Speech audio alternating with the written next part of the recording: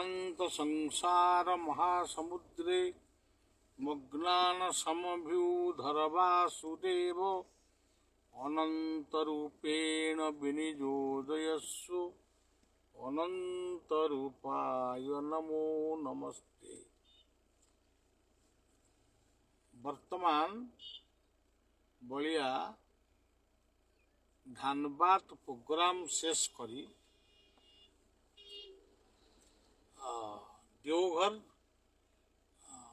देवघर को जाऊँगी।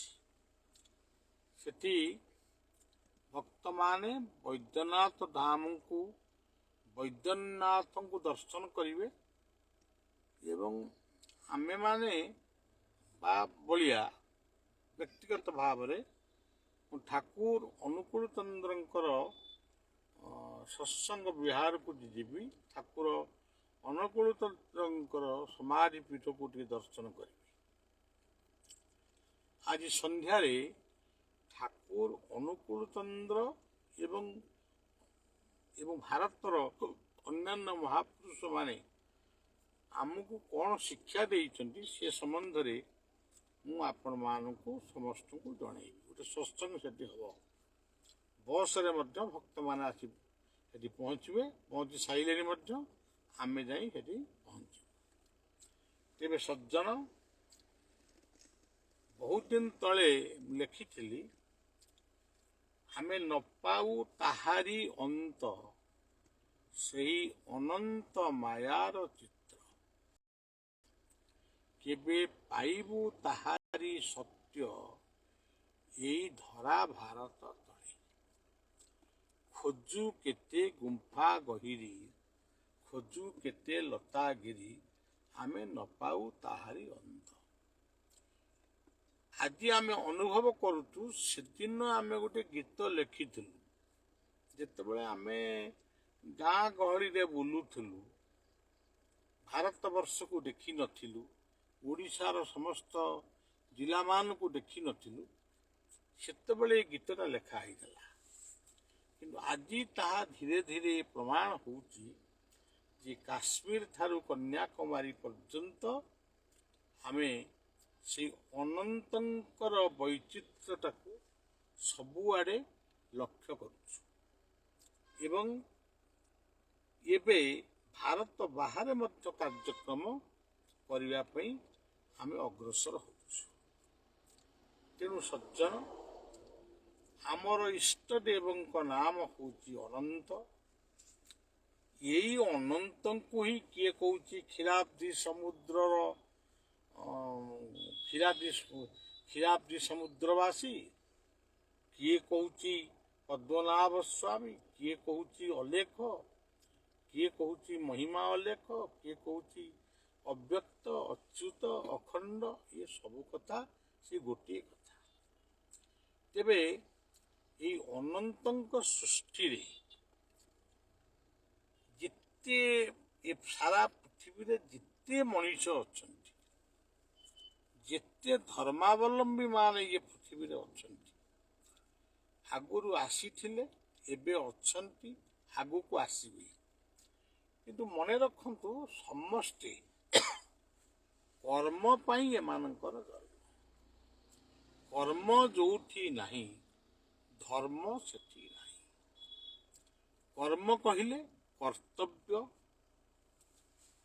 Duty is fast कर्म कहले कर्तव्य ड्यूटी कर्मर अन्य संज्ञा होची ड्यूटी कर्तव्य जोटी कर्तव्य अच्छी जदि आंतरिकता नहीं ताहले से कर्तव्य केबे सेवारे परिणत ही पारिबो नहीं।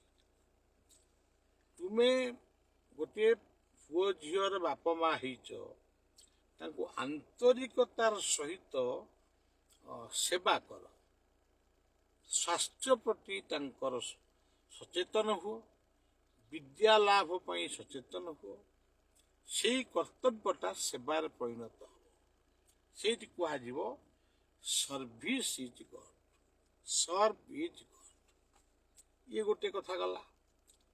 एवं ताहा जदि खाली ସେବା ମୁଁ କରିଦେଲି, ସେ କ'ଣ ହେଲେ କ'ଣ ନାହିଁ ମୋର କିଛି ନାହିଁ ନା। ଯେଉଁଠି ସ୍ନେହ ନାହିଁ, ମମତା ନାହିଁ, ଭଲ ପାଇବା ନାହିଁ, ସେଠି ମଧ୍ୟ ଆନ୍ତରିକତା ସୃଷ୍ଟି ହେବ କେମିତି? ତ ସେଥିପାଇଁ କୁହାଗଲା ଲଭ୍ ହିଜ୍ ଗଡ୍। ତେଣୁ ଜୀବନ ସେବାମୟ। ଆପଣମାନେ ବେଳେବେଳେ ବିରକ୍ତି ହେଇ ଭାବୁଛନ୍ତି, ହେ ମୁଁ କାମ କରି କରି ବଡ଼ ବୟସ ଗଲା, ଏଗୁଡ଼ାଙ୍କ ପାଇଁ କେତେ କ'ଣ କରିବି। ସେଭଳି ଭାଷା ବ୍ୟବହାର କରନ୍ତୁ ନାହିଁ। ସବୁବେଳେ ଟିକେ ଟିକେ କଥାରେ ଆପଣମାନେ ଜିଦ୍ ଖୋର ହେଇଯାଉଛନ୍ତି, ଚିଡ଼ଚିଡ଼ି ହେଇଯାଉଛନ୍ତି, ବିରକ୍ତ ହେଇଯାଉଛନ୍ତି, ଗୋଟେ ବିପଦ ପଡ଼ିଲେ ଛାନିଆ ହେଇ ପଡ଼ୁଛନ୍ତି। ସେଭଳି ହବା ଉଚିତ ନୁହେଁ। ଆମେ ସମସ୍ତେ ମଣିଷ, ଆମେ ସମସ୍ତେ ପୃଥିବୀକୁ ଆସିଛୁ। ହୁଏତ ଆମେ 100 ବର୍ଷ ବଞ୍ଚିପାରୁ। ଆମର ଦ୍ୱାରିକାଧୀଶ ଶଙ୍କରାଚାର୍ଯ୍ୟ 99 ବର୍ଷରେ ଦେହତ୍ୟାଗ କଲେ। କାହା ଜୀବନରେ କ'ଣ ଅଛି? କିଏ 99?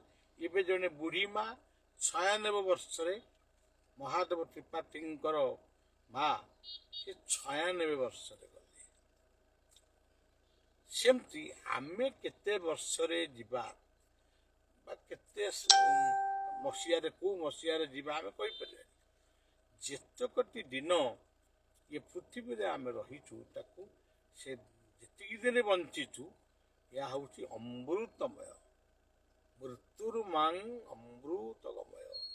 ସେ ଅମୃତଟି କ'ଣ? ଏ ମରଣଶୀଳ ମଣିଷ, ତମ ପାଇଁ ଅମୃତ ହେଉଛି ସୁମିଷ୍ଟ ଭୋଜନ, ଦଧି ଦୁଗ୍ଧ ମଧୁ ଶର୍କରା। ଏସବୁ ପଞ୍ଚାମୃତ। 5ଟି ଅମୃତକୁ ସେବନ କର। କଥାରେ ଅମୃତକୁ ସେବନ କର। ମଧୁର ବିନୟ ବଚନ। ଜ୍ଞାନାମୃତକୁ ଭୋଜନ କର। ଜ୍ଞାନ ଆହରଣ କର। ଯେଉଁ କାମ କରୁଛ ସେ କାମର ଟେକ୍ନିକ୍ ତାକୁ ଜାଣିବାକୁ ଚେଷ୍ଟା କର। ତେଣୁ ମୃତ୍ୟୁରୁ ମାଂ ଅମୃତ ଗମୟ। ତୁମେ କିଭଳି ରୋଗମୁକ୍ତ ହବ, ସେଥିପାଇଁ କିଛି ସମୟ ଧ୍ୟାନସ୍ଥ ହୁଅ, ପ୍ରାଣାୟାମ କର, ଯୋଗାସନ କର, ଏସବୁ କର। ମୃତ୍ୟୁରୁ ମାଂ ଅମୃତ ଗମୟ। ତା ସହିତ ଦୁନିଆରେ ସବୁଠାରୁ ବଡ଼ ଅମୃତ ହେଉଛି, ଯଦି ଆମେ ଗୁରୁଜନଙ୍କ ମାନଙ୍କ ଠାରୁ ଯଦି ଆମେ ଆଶୀର୍ବାଦ ନେଇପାରିଲୁ, ସେଇଟା ଆଉ ଗୋଟେ ଅମୃତ। ଆପଣମାନେ ଦେଖନ୍ତୁ, ରାସ୍ତାଘାଟରେ ଆଜି ଗାଈମାନେ ଶୋଇଛନ୍ତି, ତାଙ୍କ ପାଇଁ ଗୁହାଳ କେହି ତିଆରି କରୁନାହାନ୍ତି।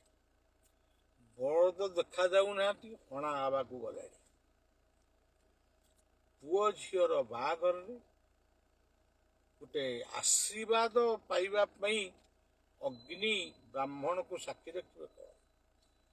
ଯିଏ ଯେତେ ଛେଳି କାଟି ପାରିଲା, କୁକୁଡ଼ା କାଟି ପାରିଲା, ମାଛ ଧରି ପାରିଲା ଏବଂ ତା ସହିତ ମଦ କାଟି ଦେଇପାରିଲା, ସେଇଟା ହେଉଛି ପ୍ରକୃତରେ ବାହାଘର।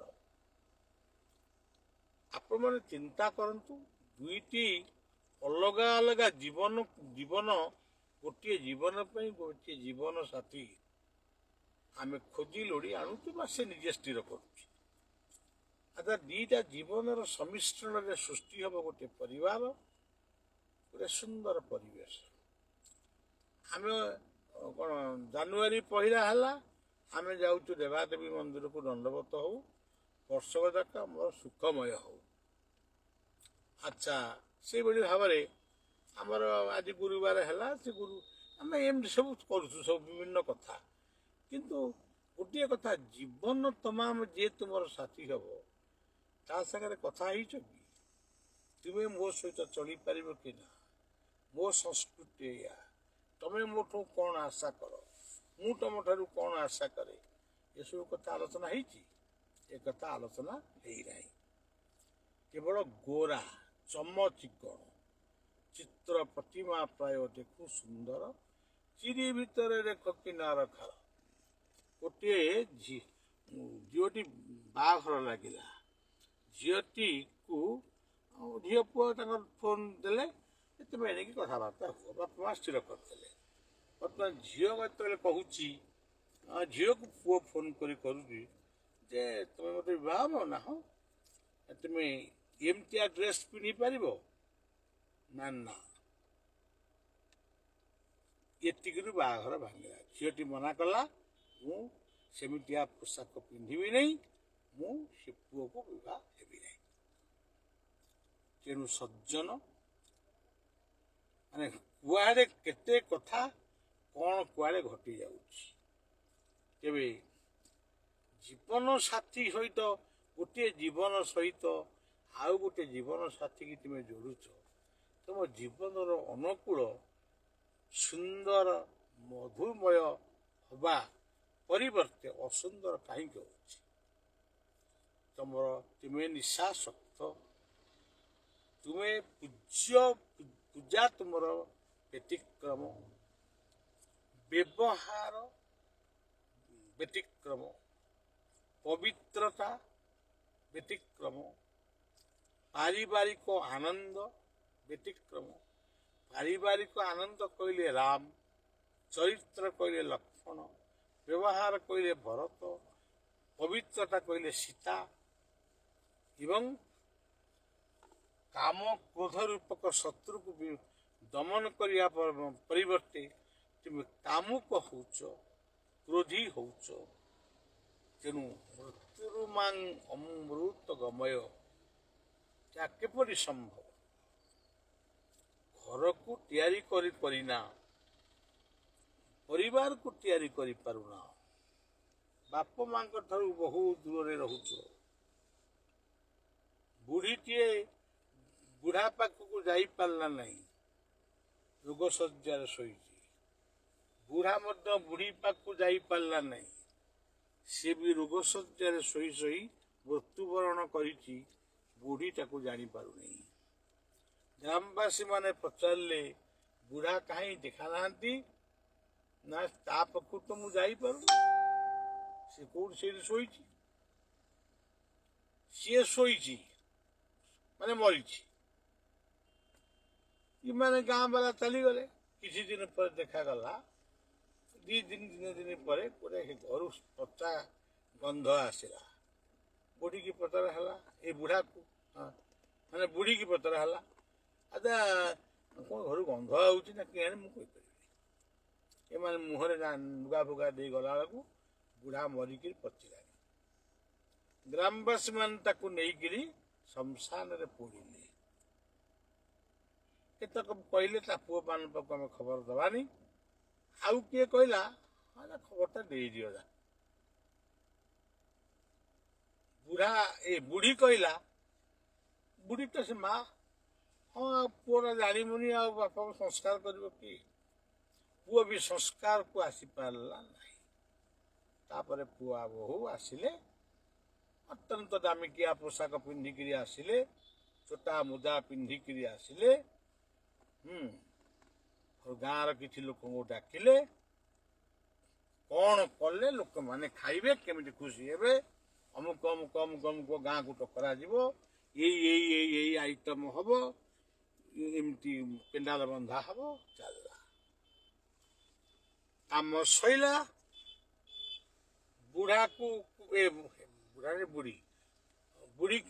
ବୁଢ଼ୀକି କୁହାହେଲା, ବୋଉ ତୁ ଆମ ସାଙ୍ଗରେ ଚାଲ।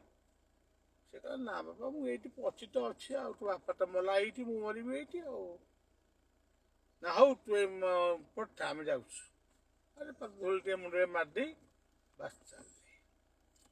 ଏଇଆ କ'ଣ ଆମର ସଂସ୍କୃତି? ଏଇଆ କ'ଣ ଆମର କଥା? ଯଦି ତାଙ୍କୁ ସେବା ନ କରିବ, ତ ଏଣିକି ଆଉ କିଏ ବାହାରିବେ, ବୁଢ଼ା ଆଉ ପାରୁନୁ, ଗୁଳି କରି ମାରିଦିଅ। ତେଣୁ ବଳିଆ ଆଉ କ'ଣ କହିବ? ଏଇଗୁଡ଼ାକ ଭାରତବର୍ଷ ବୁଲି ବୁଲି ଏଇଗୁଡ଼ାକ ଦେଖି ଦେଖି ମାନସିକ ଅବସ୍ଥା ବହୁତ ଖରାପ ହେଇଯାଉଛି। ମୁଁ ଗୋଟିଏ ଜୀବନରେ ଗୋଟେ କ'ଣ ଏ ପତ୍ରିକାରେ, ଅନନ୍ତ ପ୍ରଭା ପତ୍ରିକାରେ ବାହାରିବ, ମୋ ଜୀବନର ଦୁଃଖ କ'ଣ? ଦୁଃଖ ପ୍ରଥମ ଦୁଃଖ ହେଉଛି ଜୀବ ହତ୍ୟା ବଢ଼ି ବଢ଼ି ଚାଲିଛି, ଗୋ ହତ୍ୟା ବଢ଼ି ବଢ଼ି ଚାଲିଛି, କମିବାର ପ୍ରଶ୍ନ ଉଠୁନି। ଇଏ ହେଉଛି ମୋର ପ୍ରଥମ ଦୁଃଖ। ଗଛ ସରଳ ବୋଲି ଯୋଉଠି ଯେତେବେଳେ ଯାହାର ଇଚ୍ଛା ସେ ହାଣି ପକାଉଛି। ଇଏ ହେଉଛି ଗୋଟେ ଦୁଃଖ। ଆଜି ଏଇଭଳି ତ ଅନେକ ଦୁଃଖ। ଆଉ ଆଜି ପରିବାରର ବୁଢ଼ା ବୁଢ଼ୀ ମାନେ ନିଜକୁ ଅସହାୟ ମନେ କରୁଛନ୍ତି। ଗୋଟେ କ'ଣ ଖାଇବାକୁ ଇଚ୍ଛା କଲେ ବି ସେ ଅନେଇଛନ୍ତି। ଆଉ ଜଣଙ୍କ ଘରେ ଭୋଜି ହଉଛି, ସେ ଅନେଇଛନ୍ତି କାଳେ ମୋ ପାଇଁ ଟିକେ ପଠେଇବେ କି? ସେ କାହିଁ ପଠେଇବେ? ଏ କଥା ଆପଣମାନେ ଯିଏ ଶୁଣୁଛନ୍ତି, ମୁଁ ହାତ ଯୋଡୁନି, ହାତ ଧରିକିରି ଆପଣମାନଙ୍କୁ କହୁଛି, ଟିକେ ଦୟାକରି ନିଜକୁ ସମୀକ୍ଷା କରନ୍ତୁ। ପରିବାର ଭିତରେ ସେ ବୁଢ଼ା ବୁଢ଼ୀକି ନିଅନ୍ତୁ, ଛୋଟ ଛୁଆ ପିଲାଙ୍କୁ ବି ନିଅନ୍ତୁ। ପିଲାଙ୍କର ଯତ୍ନ କରନ୍ତୁ ଏବଂ ବୟସ୍କ ଲୋକଙ୍କୁ ସେବା କରନ୍ତୁ। ତେଣୁ ଏଗୁଡ଼ାକ ଯଦି ନ କରୁଛନ୍ତି, କାହିଁକି ଆପଣ ଯେ ଗୁରୁବାରେ ଜାଗର ଓଷା, ସେ ଅମୁକ ବାରେ ଢମକ ଓଷା ଢମକ, କାହିଁକି ଏଗୁଡ଼ା କରୁଛନ୍ତି? ବେକାର ବାଜ୍ୟ କଥା କାହିଁ କରୁଛୁ? କାହିଁକି ଗଛରୁ ଫୁଲ ଛିଣ୍ଡେଇ ପୁଳାଏ ପୁଳାଏ ଠାକୁର ଠାକୁରାଣୀକି ଦଉଛନ୍ତି? କ'ଣ ପାଇଁ ଦଉଛନ୍ତି? ଅସଲ ଠାକୁରଙ୍କୁ ଖାଇବାକୁ ଦଉନା। ଛୋଟ ଛୁଆଙ୍କୁ ଠିକ ସମୟରେ ମଳମୂତ୍ର ସଫା କରୁନା, ନା ଠିକ ସମୟରେ ତାଙ୍କୁ ଟିକେ ଖାଇବାକୁ ଦଉନା। ସେ କାନ୍ଦୁଛନ୍ତି, ବୋଉ ଖାଇବା, ହେ ର ମୁଁ ଠାକୁର ପୂଜା କରୁଛି, ଉଠେ। ବୁଢ଼ା ବୁଢ଼ୀ ତ ଅନେଇକିରି ବଇଛନ୍ତି, କାଳେ ଚାବୁଡ଼ାଟା ଖାଇବେ, କ'ଣ କରିବେ? ଯେତେବେଳେ ତୁମେ ଦୟା କରି ତାଙ୍କୁ ଦବ, ଏଇ ହଉଛି ଜୀବନ। ଇଏ ତୁଚ୍ଛା ଜୀବନକୁ ସତ ଠିକ ଯୋଉମାନେ ପିଲାମାନଙ୍କୁ ଗଢ଼ି ପାରିଲେନି, ବୁଢ଼ା ବୁଢ଼ୀଙ୍କୁ ସେବା କରିପାରିଲେନି, ସେଭଳି ଦୁର୍ଜନ ଲୋକମାନଙ୍କର ଚାରି ଖୁରାକୁ ଦଣ୍ଡବତ। ତେଣୁ ବଳିଆ ଆସିଛି, ମତେ କିଏ ପଛେ ମର୍ଡର କରିଦିଅ, କିନ୍ତୁ ମୁଁ ତମକୁ କହିବାକୁ ଆସିଛି, ଶେଷ ଜୀବନ ପର୍ଯ୍ୟନ୍ତ କହୁଛି, ବୈକୁଣ୍ଠ ସମାନ ଅଟେ ଆହା ସେହି ଘର, ପରସ୍ପର ସ୍ନେହ ଦହି ଥାଏ ନିରନ୍ତର। ଏବେ ବୟସ ବଢୁଛି ମୋ ବଳିଆର, ତଥାପି ଗୋଟେ ଗାଡ଼ି ଧରିକିରି ବୁଲୁଛି କ'ଣ ସହକରେ? ଟ୍ରେନରେ ଯାଇପାରୁନି, ହଲୁଛି, କାଳେ ପଡ଼ିଯିବି। ପ୍ଲେନରେ ଯଦିଓ ଅଳ୍ପ ସମୟରେ ପହଞ୍ଚୁଛି, କିନ୍ତୁ ସେଠି ମଧ୍ୟ ବହୁତ ବ୍ୟସ୍ତ ବି ଲାଗୁଛି। ମାନେ ଟ୍ରେନକୁ ମୁଁ ଡରୁନି, କିନ୍ତୁ ସେଇ ଯୋଉ ଯିବା ଆସିବା, ଏଠି ଉଠ ସେଠି ବସ, ସେଇ ବାଜିଲା ସେଠିକି ଚାଲ। କିନ୍ତୁ ମୋର ଗାଡ଼ିରେ ଗଲେ ଯୋଉଠି ମୋର ମନ ହେଲା ସେଠି ରହିଲି, ଗାଡ଼ିରେ ବୁଲୁଛି। କାହିଁ ବୁଲୁଛି? କ'ଣ ପାଇଁ ବୁଲୁଛି? ମୁଁ ତ କୋଉ ଠାକୁରଙ୍କୁ ଦର୍ଶନ କରିବାକୁ ଯାଉନି। କେବଳ ଦେଶକୁ ଆପଣମାନଙ୍କୁ କିଛି କହିବାକୁ ଚାହୁଁଛି। ବିନା କାରଣରେ ସ୍ୱାମୀ ସ୍ତ୍ରୀ ଭିତରେ ଫାଟ, ବିନା କାରଣରେ ଭାଇ ଭାଇ ଭିତରେ ହଣାକଟା, ବିନା କାରଣରେ ଆଜି ଅସଜଣା ମଣିଷମାନେ ଏକ୍ସିଡେଣ୍ଟ ହେଇ କେତେ ଲୋକ ମରିଯାଉଛନ୍ତି। ଏଇଭଳି ଏକ ବ୍ୟସ୍ତ ବିବ୍ରତ ସମାଜରେ ବଞ୍ଚିବାକୁ ଆଉ ଇଚ୍ଛା ବି ହଉନି। କେତେ ସୈନ୍ୟ ମରୁଛନ୍ତି, ଯୁଦ୍ଧ ବନ୍ଦ ହଉନି। ଗୋଟେ ଦେଶ ନଷ୍ଟ ହେଇଗଲାଣି। ତମକୁ କ'ଣ ସେମାନଙ୍କୁ କ'ଣ ଆମେ ନିର୍ବାଚନ କରୁଥିଲେ ସେ ଖାଲି ଆମକୁ ପରମାଣୁ ବା ଧମକ ଦେଖେଇବେ? ହଉ ସଜ୍ଜନ, ସମସ୍ତେ ଭଲରେ ରୁହ, ଭଲ ବାଟକୁ ଫେରି ଆସ। ଆଉ ବର୍ତ୍ତମାନ ସାମୁଦ୍ରିକ ଝଡ଼ ସୃଷ୍ଟି ହେବାକୁ ଯାଉଛି। ସାମୁଦ୍ରିକ ଝଡ଼ ସୃଷ୍ଟି ହଉଛି। ପ୍ରଳୟର କଥା ମୁଁ 10-12 ଥର ଖଣ୍ଡେ ଲୋକଙ୍କୁ କହିଛି, ଗୋଟେ ପ୍ରଳୟ କ'ଣ ଆସୁଛି। ମୁଁ ଦେଖୁଛି ସବୁଆଡ଼େ ଖାଲି ବର୍ଷା, ସବୁଆଡ଼େ ବାଙ୍ଗାଲୋର ଭଳିଆ ସହରରେ ପାଣି ପଚିଗଲାଣି, ସମୁଦ୍ର ମାଡ଼ି ଆସିଲାଣି। ପୁଣି ଏବେ କୁହାଯାଉଛି ଫନି ଠାରୁ ଆହୁରି ଗୋଟେ କ'ଣ ମାନେ ଆଉ ଟିକେ ଭୟଙ୍କର ତୋଫାନ ଆସିବ। ତେଣୁ ଆପଣମାନେ ଘରେ ବସି ଖୁସି ଗପ ନ କରି, କମେଡି ସିରିଏଲ ନ ଦେଖି, ଆପଣମାନେ ସେଇ ଯୋଉ ଶ୍ଲୋକଟି ମୁଁ 1999 ମସିହାରେ କହିଥିଲି, ଆଜି ବି ସେଇ ଶ୍ଲୋକଟି କହୁଛି, ବାୟୁର୍ଜମଗ୍ନି ବରୁଣ ଶଶାଙ୍କ ପ୍ରଜାପତିଷ୍ଟ୍ୱମ୍ ପ୍ରପିତାମହସ୍ୟ नमो नमस्तेस्तु सहस्रकृत्वा पुनश्च भूयोपि नमो नमस्ते। এই শ্লোকটিকে পড়ি সেই ନୃସିଂହ ଉଗ୍ରବୀର ମହାବିଷ୍ଣୁଙ୍କର ଅବତାର ନୃସିଂହଙ୍କୁ ସଞ୍ଜଟିଏ ଦେଇ ପ୍ରାର୍ଥନା କରନ୍ତୁ ଆପଣମାନେ କେମିତି ଭଲରେ ରହିବେ, ଆମ ଦେଶ ରାଜ୍ୟ କେମିତି ଶାନ୍ତିରେ ରହିବ। ଏତିକିରୁ ରହିଲି। ମୋର ସଦ୍ଗୁରୁ ଶ୍ରୀ ଶ୍ରୀ ଠାକୁର ନିଗମାନନ୍ଦ, ମୋର ମାନସ ଗୁରୁ ଶ୍ରୀ ଶ୍ରୀ ଠାକୁର ମାୟା ବାବା, ମୋର ଆଧ୍ୟାତ୍ମିକ ପିତା ଠାକୁର ବୈକୁଣ୍ଠନାଥ ଏବଂ ପ୍ରେମାଚାର୍ଯ୍ୟ ଠାକୁର ମଧୁସୂଦନ, ସର୍ବୋପରି ମୋର ତତ୍ତ୍ୱ ମାର୍ଗଦର୍ଶକ ଶ୍ରୀ ଶ୍ରୀ ଠାକୁର ଅଭିରାମ ପରମହଂସ। ଯାଉଛି ଅନୁକୂଳଙ୍କ ଧାମକୁ, ବୈଦ୍ୟନାଥଙ୍କ ଧାମକୁ।